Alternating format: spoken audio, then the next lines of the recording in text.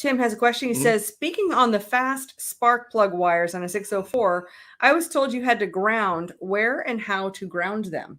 The wires you don't have to ground. Mm-mm. I mean, the engine should always be grounded. Normally on our stuff, we will ground, the cylinder head to the block, and then we'll go from there and run a direct lead back to the battery and ground it at the battery. So works well. And grounds are probably the most important thing. That's the most easily overlooked deal. Yeah.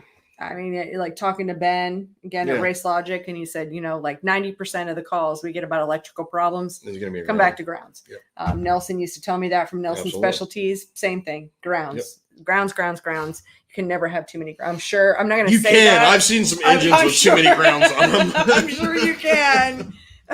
And really silly ones too, I'm sure. Like, I wonder if we just bring a wire over here to this like aluminum, to the let's see if that works. Let's ground the driver's nuts to the engine and we'll see how this works. That kind of thing.